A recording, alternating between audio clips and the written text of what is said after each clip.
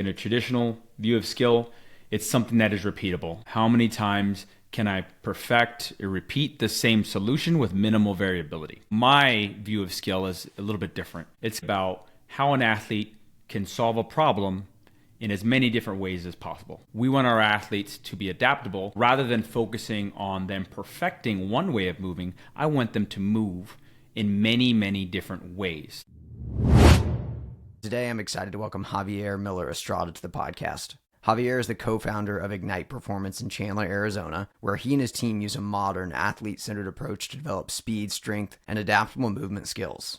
Javier is also part of the team at Emergence, a world leader in movement skill education, and the host of the Adaptable Athlete podcast, where he explores modern approaches to skill acquisition and coaching with leaders from across sports science and performance.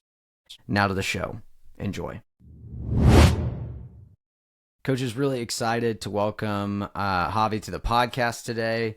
Javi, grateful for you taking some time to talk with me. And let's start and talk about skill acquisition. I think before we get into modern skill acquisition, differences between acquisition and adaptation, can we just define it first? How do you define skill acquisition? That's a great question. It cuts to the heart of the difference between what a traditional view of skill is and what we might view as a more modern approach to skill.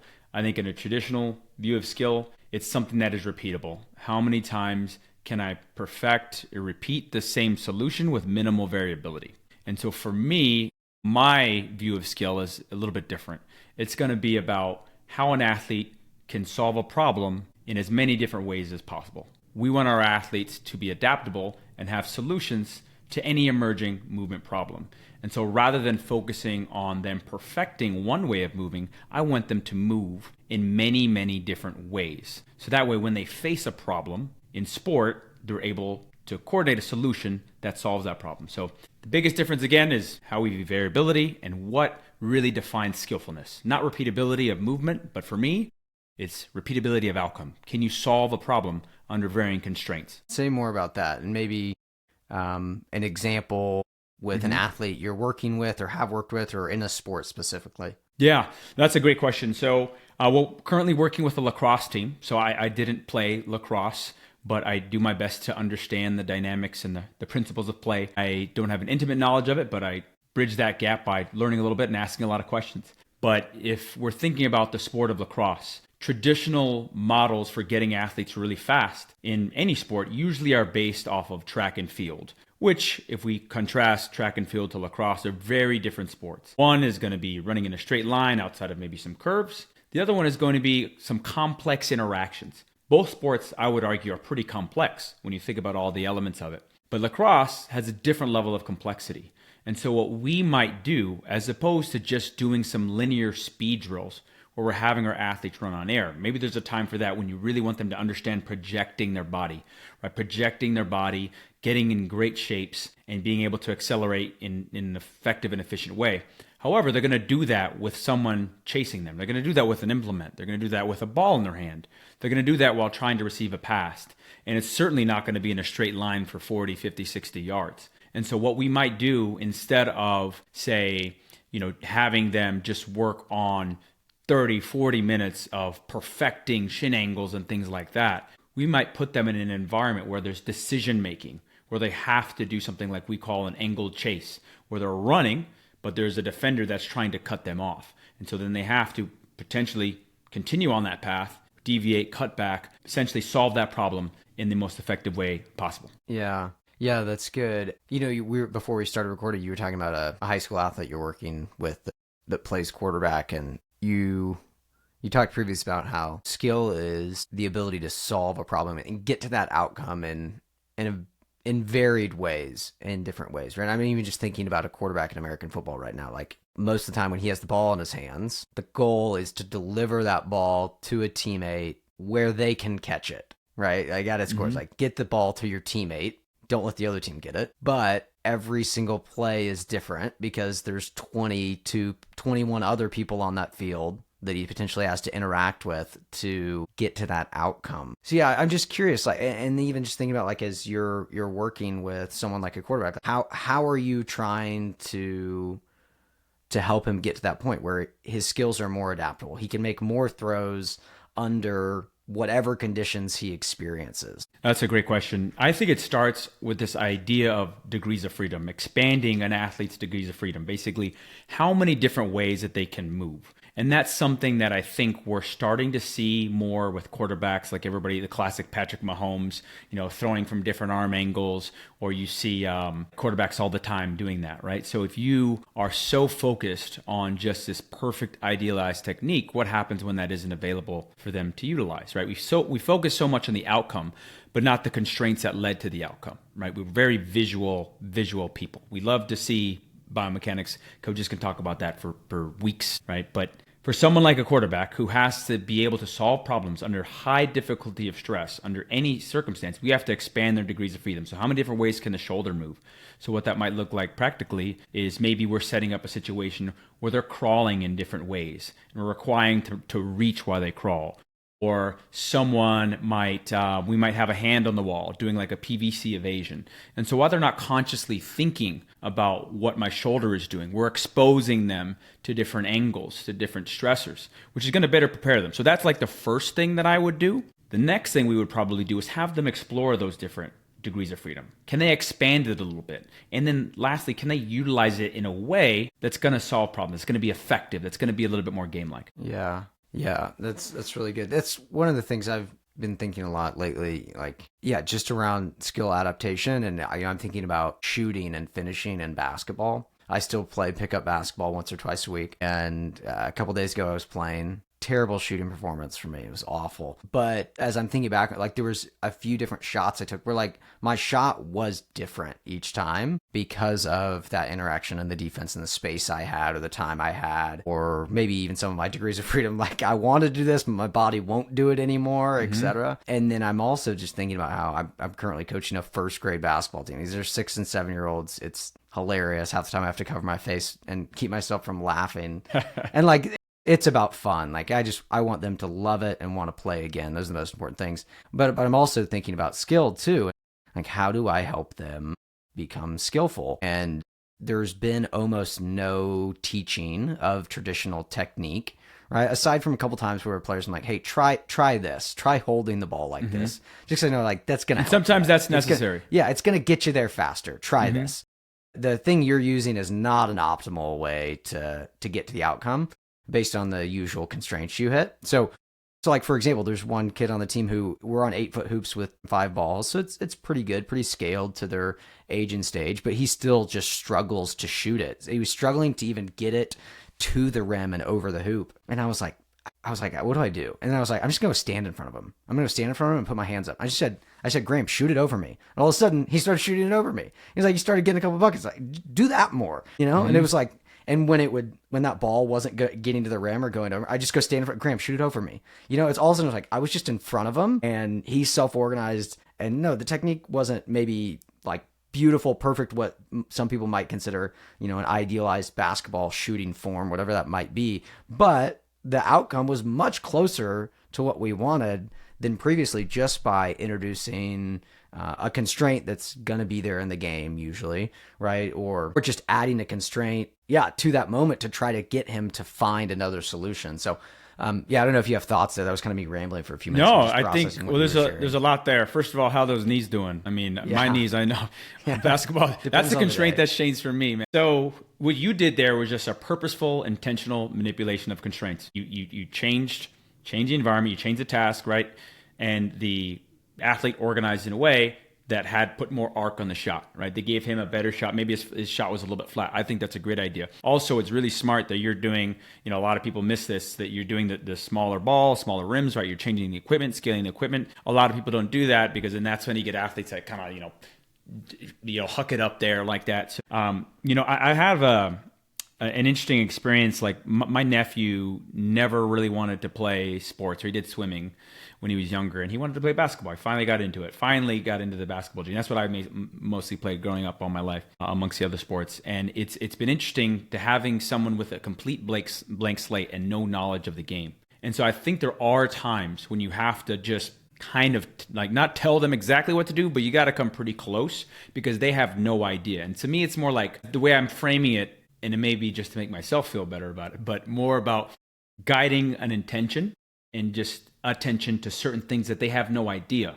Right? My nephew doesn't have an awareness of something, so I'm kind of guiding him. No, you have to do this, or you should probably look like this. Now, I'm gonna let him explore. I'm gonna give plenty of space for exploration, but I do think in those younger cases, you don't need to teach traditional, like, hey, practice this over and over again. But I think guiding them is important, and I think that's what I think we can do. That I think some people who follow these ideas may be a little bit hesitant to do, and you know what I mean? Yeah, I think that's a place where, as you talk about modern coaching, modern skill, the constraints-led approach, ecological dynamics, like it's like anything in life, like people can create these dichotomies where it means, okay, all these things are true and none of those things are true. And to your point too, it's like, I'm working with this 6 or 7-year-old that doesn't really know anything about this sport, in my case, basketball, right? And I do think it helps them if I say, hey, try this. Try holding the ball like this, right? Try whatever it might be.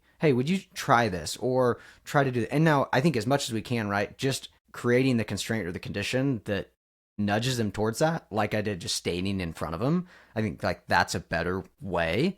But there are times too to say, hey, try this, or this is usually It's exactly what I'm talking about. Done. Just try this, nudging them. I don't think that's in contradiction with a modern approach, because I think one of the questions that I often have, or the tension that maybe coaches feel with a modern approach sometimes is, okay, so you're telling me I can't teach technique or form, but when I look at basketball players, they all have some similarities in their shot mechanics, right?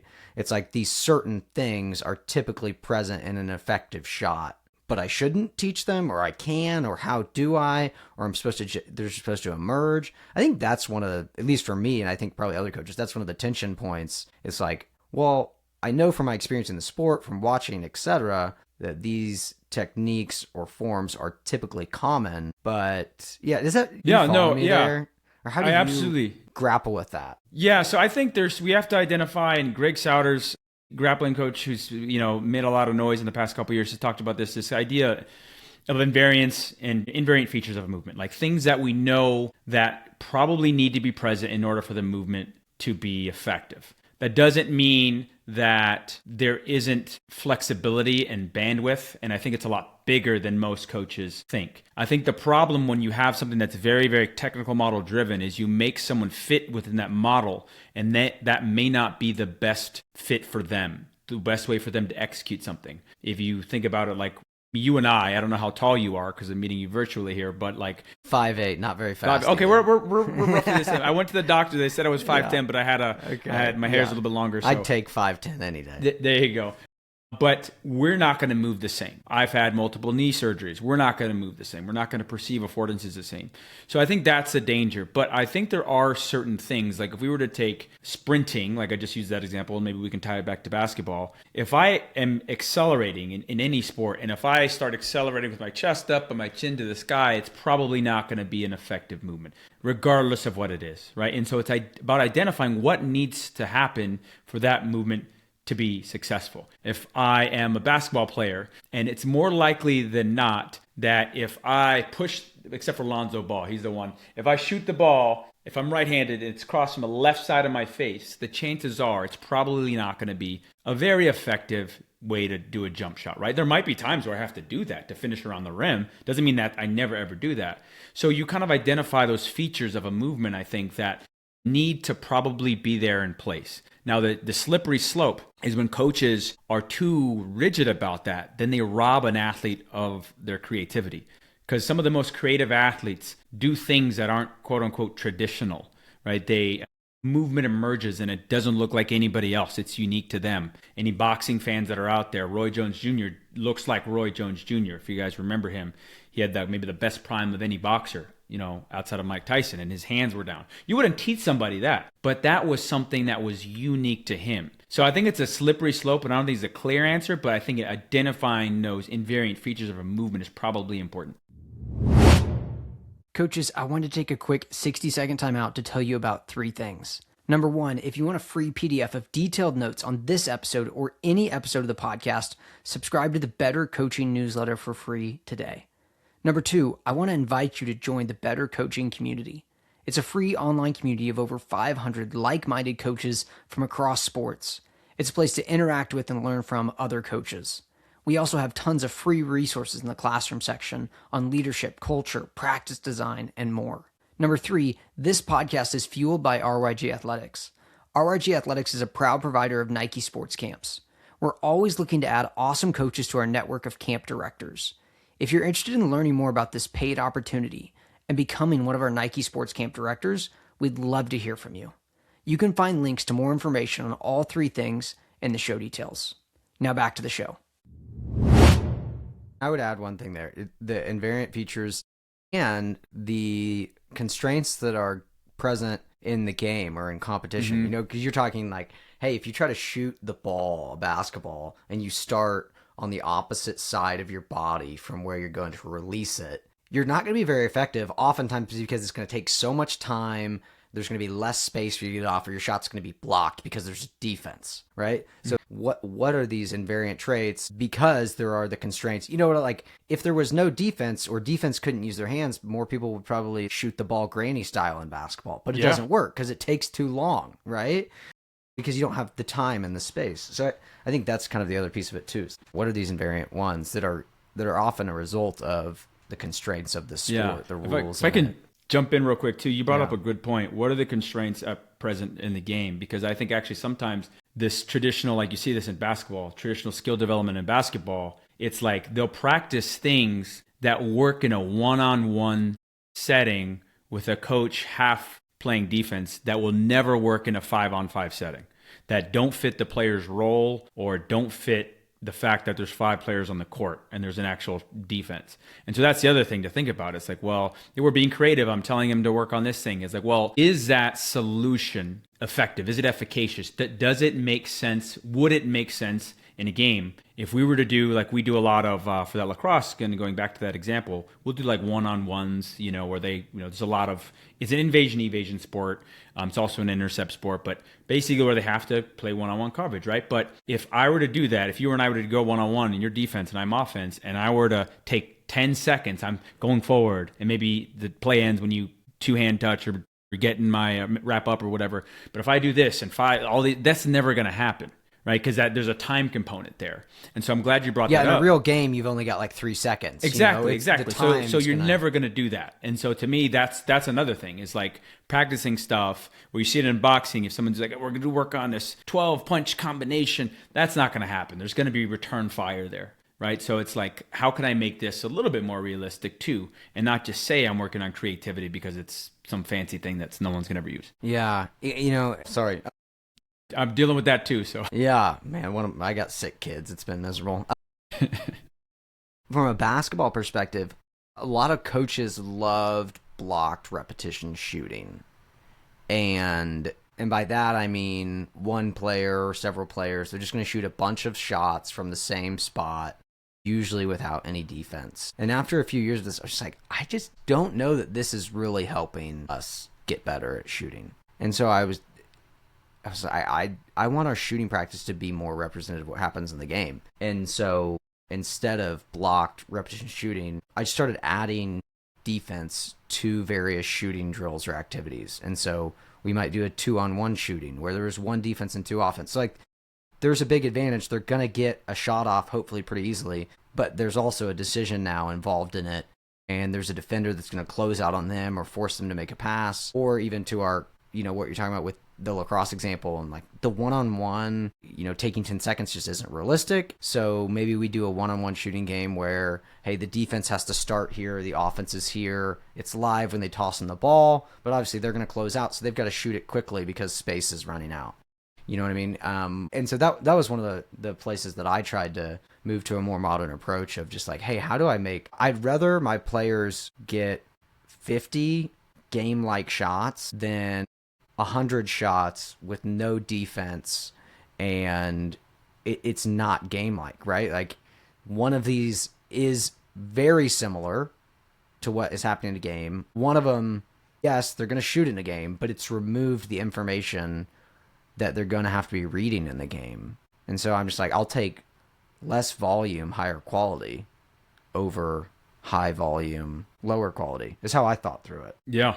No, I think that's a great way of thinking about it. I mean, if you were to look at, if you go to an NBA practice or a high level college practice, these guys don't miss. Like even the bigs, they don't miss, man. The difference between a regular person and them is so great. So why do some shoot well in a game and some don't? And it's because we're working on two different things. And sure, your practice may look a little bit ugly, which is what makes everybody uncomfortable. And I get it. Parents are watching, admin is watching, coaches, get nervous. But that ugliness is more representative of the game and going to better prepare that athlete than just giving them this fake confidence, which is another, to me, like a straw man argument. It's like confidence is built through doing, in my opinion, doing the thing that you need to do.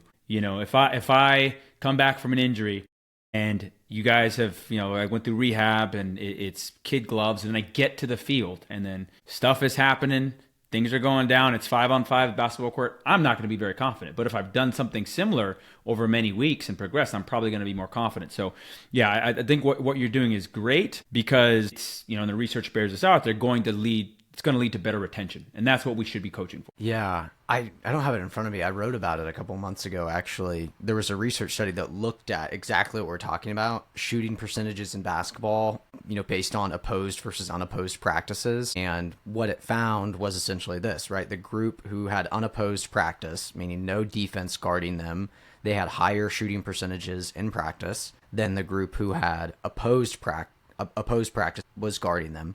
But when they looked at the game stats, the group who had the opposed practice had better results in the game.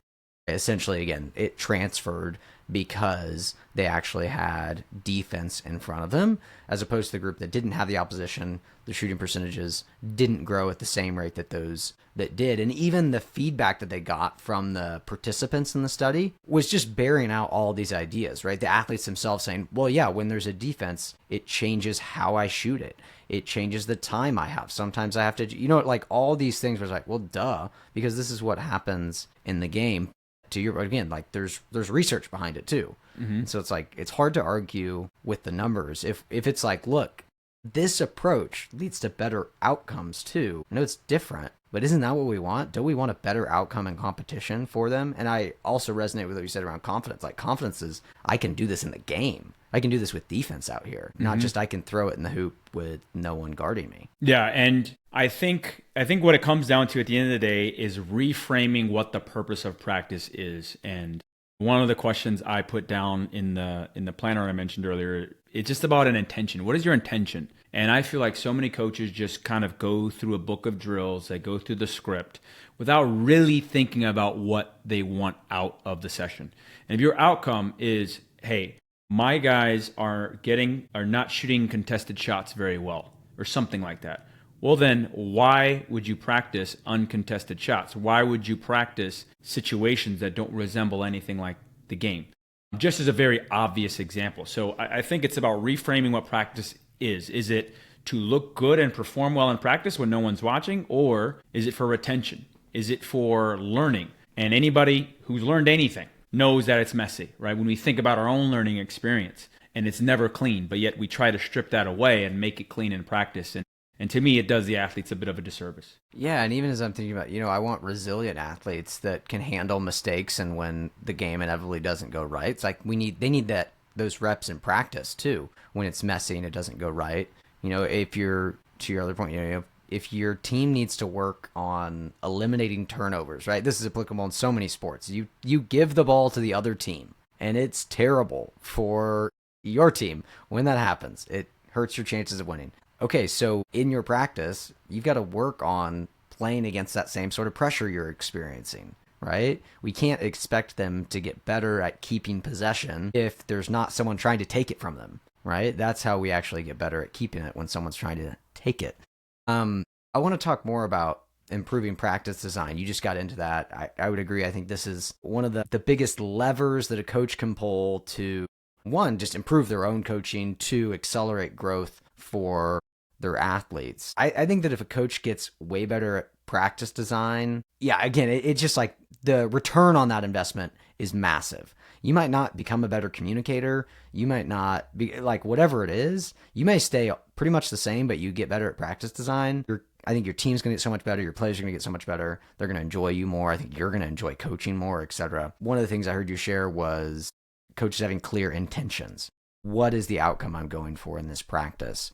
I totally agree with you there. I think that's key for improving practice design. But what else? What are other ways that in this modern approach, using a constraints-led approach, how can coaches get better at practice design? Yeah, I think that's a great question. And yes, I think it starts with an intention. And I will say this about intention. You don't want to be so anchored to what you'd like to see that you start to force your bias on the athlete. And one of the cool things about utilizing these ideas is that athletes have the agency and the autonomy to often suggest stuff. I had a session with that lacrosse team where I was working on a specific activity, and then I asked the captain, I said, and it just kind of fell flat. I felt it. And I asked Nate, and I was like, how was that, Nate? He was like, he did kind of one of the 6, 7 things. I'm like, yeah, that's how I felt. You know what I mean? And well, how could I make it better?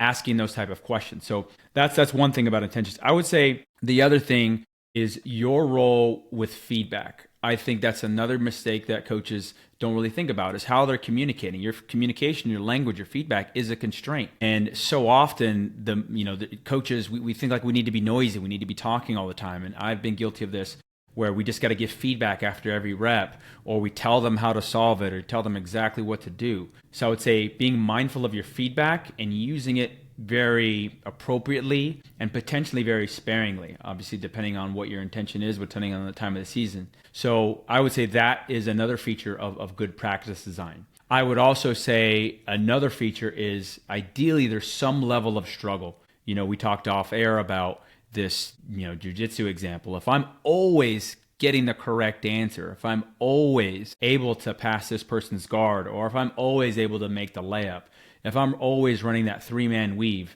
that I can do in my sleep, I can do this with my bad knees and still run that 3-man weave drill, then there's not an adequate level of challenge, an appropriate level of challenge. Whether you want to think about it from a challenge perspective, Goldilocks principle, if you want to kind of bring that in, whatever you think of, there has to be some level of challenge and resistance in your practice. Obviously, you have to structure that in a way that's going to be appropriate. So for example, if there's a game on Saturday, maybe you don't want the hardest practice Friday, cool. But if your goal is to promote learning, there should, in my opinion, there's got to be some level of resistance, some opponent there, like you mentioned, unopposed versus opposed earlier. Yeah, that's good. Intention, feedback, challenge. And I think within that challenge, maybe something that is encapsulated there, I'd love to hear you talk more about, within thinking about the constraints-led approach is just representative learning design. Talk about that. Yeah, that's a huge one. I'm glad you brought that up because I probably should have mentioned that initially.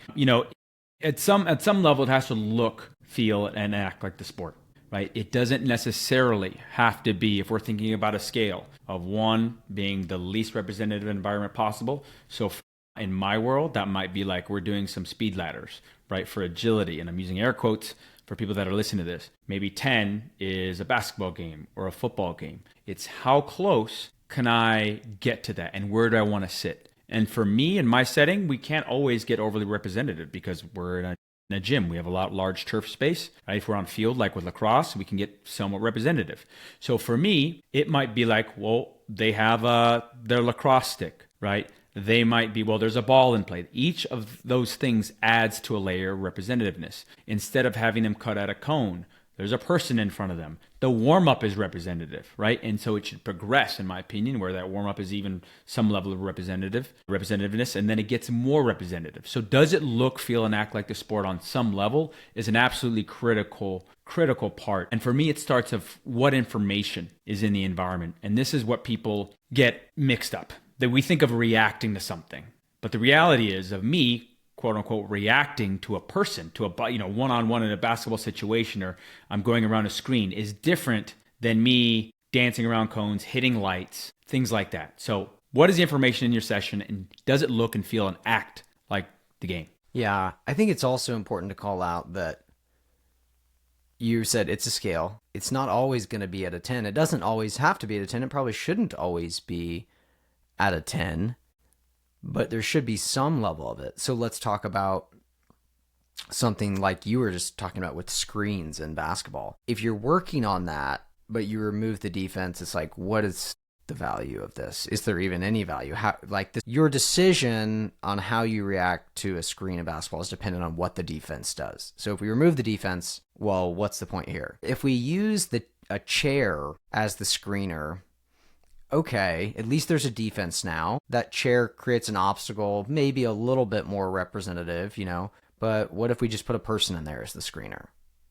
Okay, so now it's 1-on-1 plus 1. We've got a screener. And then we add a passer too. Okay, so now it's 1-on-1 plus 2. But that's not totally representative because the screener doesn't have anybody guarding him and the passer doesn't have anybody guarding him. There's only one defender against these, and the screener can't score and neither can the passer. Something like that, right? And so now all of a sudden it's like, no, this isn't exactly what happens in the game. When you come off of a screen, there's also other defense and offense you're going to have to interact with in the game.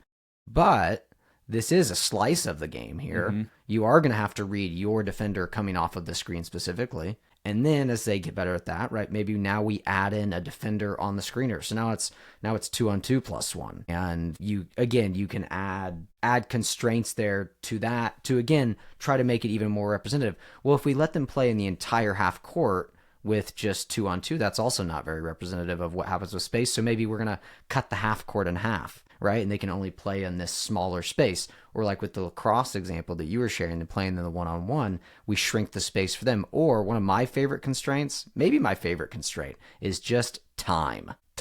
Hey, you only have 5 seconds and then the rep is dead. Or on your catch, you only have a certain number of dribbles, or there's a shot clock. Like whatever it is, you have a certain number of touches that now is going to speed things up and create a decision faster. I think is really powerful as we think about, again, what's representative. And no, I'm not playing 5-on-5 right now in basketball. I'm playing 2-on-2, but I'm trying to make it as close to what they'll experience in a 2-on-2 situation within a basketball game. That's how I think about it. Yeah. No, and I think you brought up slices of the game, Tyler talks about a lot, and I think is a great way of looking at it. You actually don't want them to necessarily experience the whole game at once, because that might be overwhelming. Or there might be a certain situation like screen navigation, like getting a defender trying to, whether it's defender side, right? They get a benefit because how they navigate a screen is really important, especially like in modern basketball where there's screen all the time, right? And then that person with the ball, right, is their decision is going to be dictated it's going to be based off of what the defenders are doing. So if it's, what coverage is it? Are they blitzing the ball handler,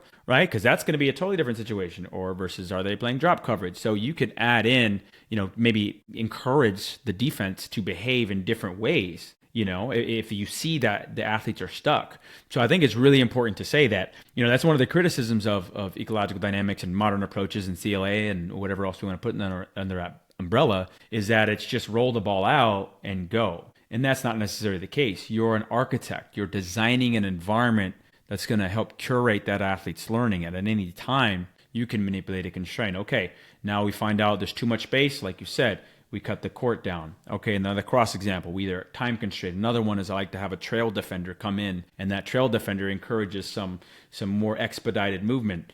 Or if it's a game that we're designing in the gym, maybe we want them to increase the number of passes. We might just say, hey, if there's this number of passes, you get 2 points off of a score. So we're encouraging their behavior. We're not saying you can't do it, but we're encouraging certain behaviors so that way it's more obvious. And so, yeah, those are all things that I think are super important to understand. It's not just the game itself. It's little specific areas that you want to really expose the athlete to. Yeah. Constraining to afford, I think, is what I think Rob Gray uses that term. Some of his work is really insightful. Yeah, like you said, it's like, okay, maybe we just bonuses now. Hey, if you do this, you get extra. It's going to help you win. Because as coaches, we know this is what leads to success in the sport. Or sometimes, like, I'll go back to my first grade basketball team right now. We play a ton of 3-on-1, 3 offense versus 1 defense. 3-on-2 is sometimes too hard for them, right? And so we'll do some 3-on-1, but one of the rules I'll put on is, hey, the first guy to catch it, he can't shoot it. Right. And then we play and there's a shot clock, because usually what happens if I toss it in that first kid, he just lets it fly right away. Right. And so, sometimes like maybe that was a good decision, but also I want them to learn to look up and to share the ball, et cetera, because we know that's what leads to success.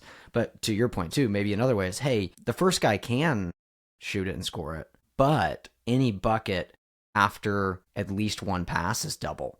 Again, so now it's like he can make that decision, but we're trying to nudge them towards some options or decisions that we know as coaches are probably more optimal, or going to help lead to more success for them individually and collectively as a team. Yeah, and I've seen that. So we do like a game where we call it, I think we call it muddle ball. Basically, it's kind of like an ultimate frisbee. We'll do that in the gym where they take a couple steps and they're trying to get in the end zone, right? So they can't just run wild. And the kids would always go, the athletes would just basically think it's Madden. So they just go and they just go deep, and it's like, okay, this is not the point here. And so, but if you tell them, hey, pass the ball, try passing the ball, it just wasn't sticking. Like, well, let's create a reward system. And then they do that, and all of a sudden, boom. And so it's something about creating an incentive or rewarding behavior. And that spoke to me because I thought about like, okay, well, you can create the environment you want as a coach. You can reward creativity. You can do these things. And so when coaches, embark and embed themselves in utilizing these ideas, it really can change the entire program. Like if I was running a program and I would really try to emphasize certain aspects of it that align with this approach. So it's not just something that's a coaching philosophy. To me, it's like a program building potential philosophy if you reward and incentivize certain behaviors. Yeah. And two, it can help you eliminate things fast. It can help you eliminate things fast in that, again, I'm coming at this from the basketball vantage point, but I think coaches could find an application in their sport. One of the things that leads to losing in basketball is poor shot selection. So kids make poor decisions on when to shoot it and what kind of shot to take. And it is often the difference in winning and losing at lots of levels, but especially the younger levels, that middle school age into high school, like, man, shot selection, often a 6 to 10 point swing in a game. Just who takes better shots. You take better shots, percentages are better that they're going to go in, right? And so one of the things is like, hey, can we just eliminate bad shots here? And can we do it by using some constraints? So like I've got a shot selection scale that I use that I took from PGC basketball and other people use that helps them understand shot quality and what's a good shot, what's not a good shot. We watch film on it. We discuss it together. They see examples, and then we'll go play games, and they're going to get either bonus points for high quality shots, so that they're winning games when they're taking good shots, even if it doesn't go in.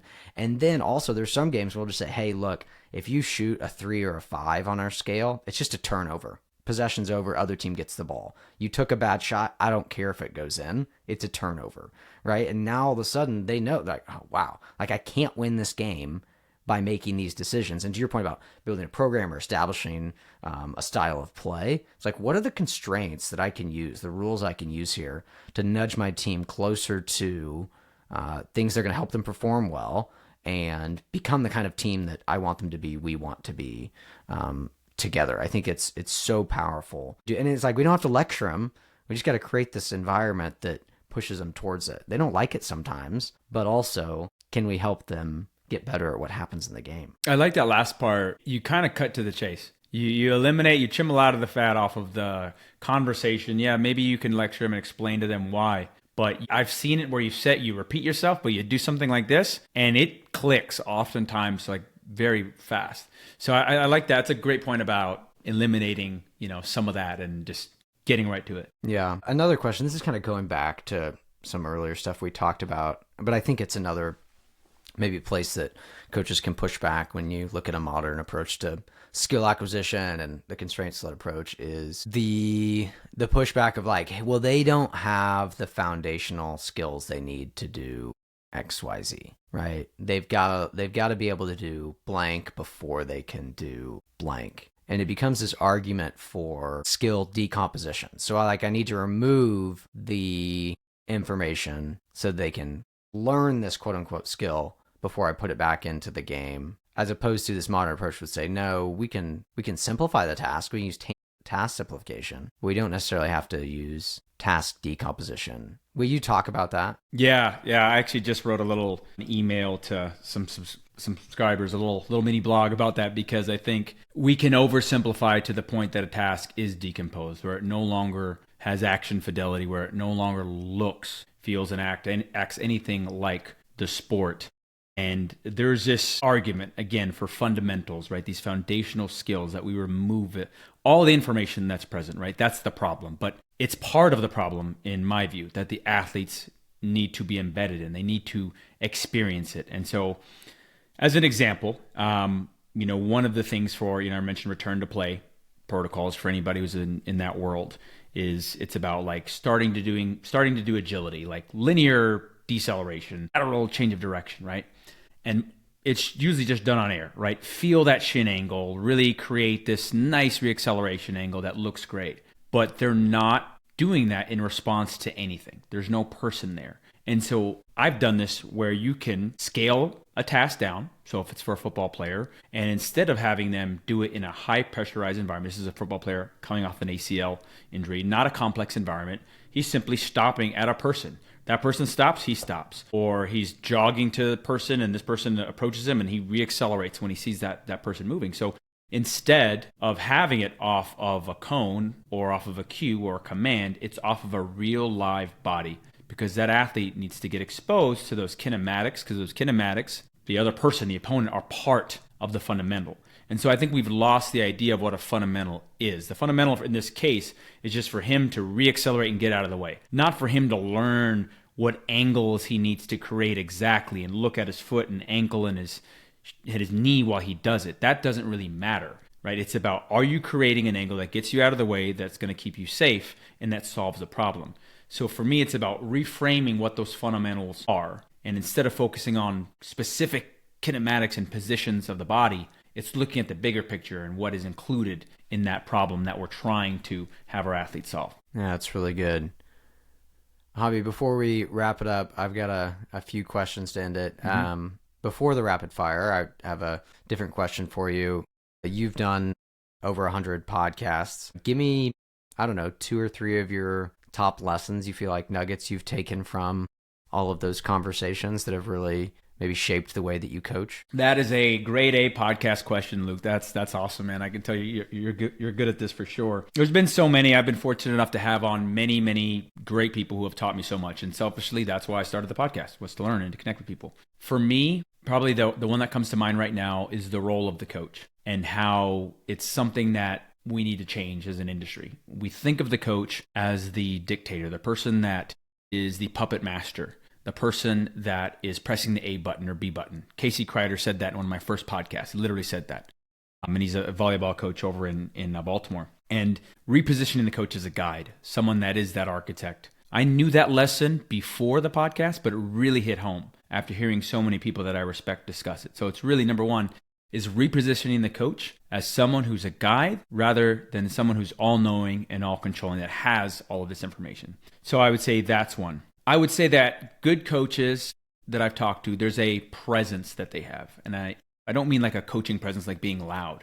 But Rob Gray asked this question, what do you do next? It's what do you do next that matters. And good coaches are able to take in that environment and not be so scripted and rigid that they can't respond to what their athletes are showing them. And I think the really, really good coaches have an idea, but they're also comfortable with that discomfort of letting their athletes sit in that moment of discomfort, and also comfortable with manipulating constraints intentionally. So for me, it's like, how as coaches can we ask our athletes to be adaptable and to get comfortable with this chaos and messiness if we can't? So that would be probably the second biggest one, is get a little bit more comfortable with that messiness as a coach. Because a lot of the times when we think, oh man, I got to change this drill or activity, is not necessarily because of the athletes, it's because of us. Yeah. New is uncomfortable, different can be scary.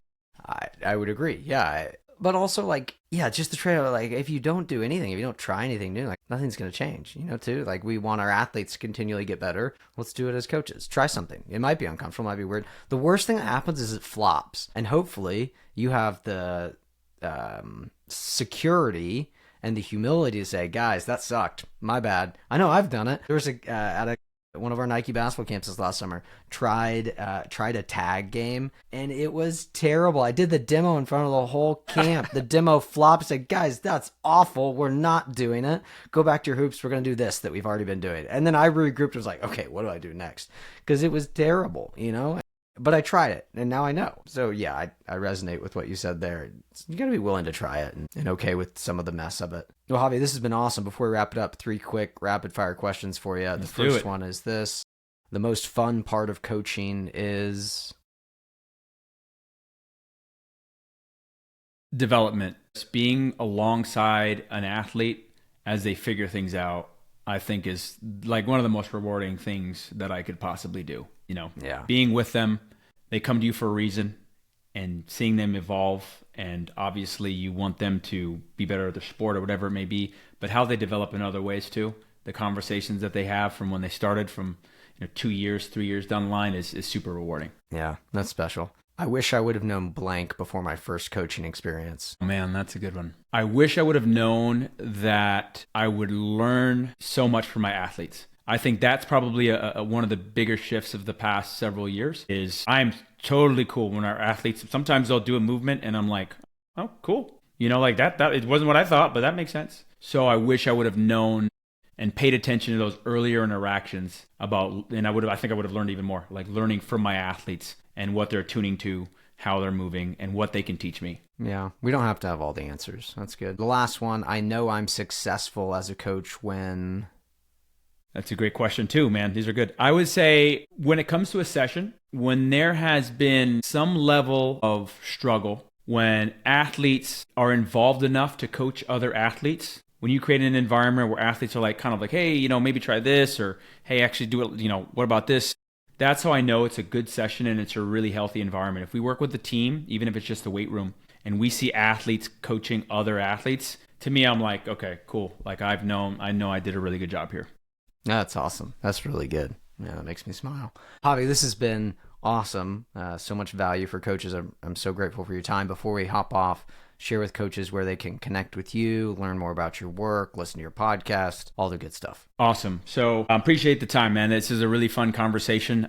Again, thank you for having me on. I would say a couple different places. You can go to, at the Coach Jav on social media. You'll find a lot of the stuff there, both with Emergence. That website is Emergent Movement, MVMT.com. And that's where we have courses, like I said, certifications. We have a conference coming up in Minnesota in June. That's going to be a lot of fun. It's actually more of a debate style conference. So I'm going to be going against someone from a more traditional side. So we're going to be having a, conversation, a potentially heated debate over who thinks they're right and what do you stand on business for. So Sean will be there as well. And anybody who knows Sean knows he lives for this. Tyler will be there as well. So we'll have a couple other people presenting. Rob Gray is going to be one of the people there. So that's big coming up. Ignite Performance is the main gig, the gym that I spend so many of my hours with, mostly where I work with athletes. And then the last thing, if you go to thecoachjav.com, you can find more about the planner that I mentioned and what I'm up to and what I'm doing. And yeah, that's pretty much covers it. Yeah, actually, let's take one more minute. Sure. I peeked at it, but tell them a little bit more about what's actually in that planner, because I was pretty intrigued by it. Yeah. So the planner, I felt that there was a need for something that was a tool that coaches could utilize with their athletes in session. And I'll try to make this not too long. But that's the why, because I've made so many mistakes. I've been doing this for a while. I've been using variations and it's become more modern, but for over a decade. And I wanted to create something so coaches didn't make as many of the mistakes as I did. I've seen so many coaches go down the path and then fall off trail, right? This is designed to keep you aligned with the theory. And so within that planner, there are 15 QR codes, guided lessons, whether it be podcasts, videos that I've shot, are designed to guide coaches along the journey. So if you're a new coach, if you're onboarding a staff, this is a great tool for you to have. There are 3 different sections that focus on 3 different things. So one might be more of an intro to these ideas. Another one's based off of aliveness, which is a concept that I love, that Sean Mishka talks about a lot.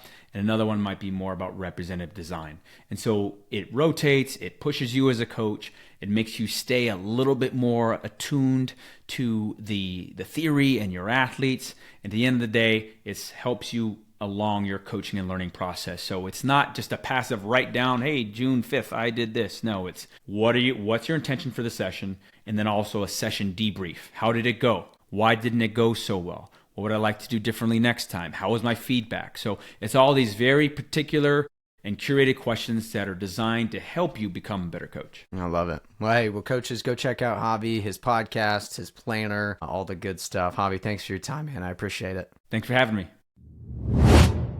Coaches, thanks for listening to this episode of the podcast. To learn more or connect with the guests from this episode, check out the links in the show details.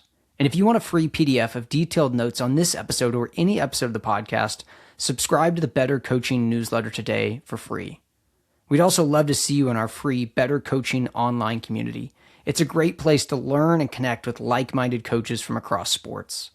And finally, if you're interested in becoming one of our Nike Sports Camp directors, we'd love to talk with you about this paid opportunity.